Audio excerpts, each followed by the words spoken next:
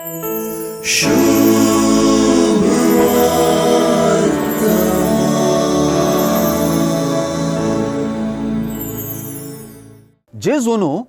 उपास करून आपल्या मिसांव सुरू केल्ले आमी जाणाव, तरी जेजून आपल्याशी सांग उक्त्यान उपास करून सांगले आमी नेनाव. जुआंचे शिस वेगीनच येवंक आसचे झडतेक तयार जावन उपास करताले आनी तांकां हो जिनी बदलापाचो संकेत जाल्लो.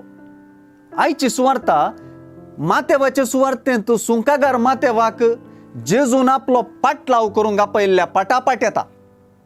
जेजून उक्त्यान पातक्यांक स्विकार करची रीत आनी पातक्यांनी जेजूक स्विकार करची रीत स्नानीक जुआंच्या येवंक आसचे झडते विशीं सत्राय सांगच्या की विंगड आसली मात्र न्ही, एकमेट मुखार आसली म्हणयत. उपासा बदलाक जेजू आपणा मुखांतर लोक देवाशी परतल्लें पळोवन उल्हासीत जाल्लें दिसून येता. हें पळोवन घुस्पडिल्ले जुआंचे शिस तुझे शिस आमी करचे परी कित्याक उपास करिनात म्हणून सवाल करतात. होरेत आपणा सांगत आसता पर्यंत काजाराच्या ओवळ्यांनी उपास करूंक जायना म्हणली गजाल इजायाची अध्याय 61:10 हांतली उतरां उगडासा घाडतात. हांव सर्वेस्परा थंय संतोसतलों, म्हजो आत्मो म्हज्या देवा थंय उल्हासतलो, कित्याक मुकुटान नेटयलेले एका न्हवऱ्या परी आनी भंगारान शृंगारायलेले एकले व्हंकले परी ताणें म्हाका तारणाच्या वस्त्रांनी न्हेसयली आनी प्रामाणीकपणाच्या शेल्यान म्हाका गुट लायली. ही उतरां राजाच्या पुनर्स्थापना वेळी उल्हास पावचे शिवाय उपास करचो न्हय म्हणून सुचयतात. होरेताक तांचे तावन काण्ण वरचे दीस येतले आनी तवळ ते उपास करतले.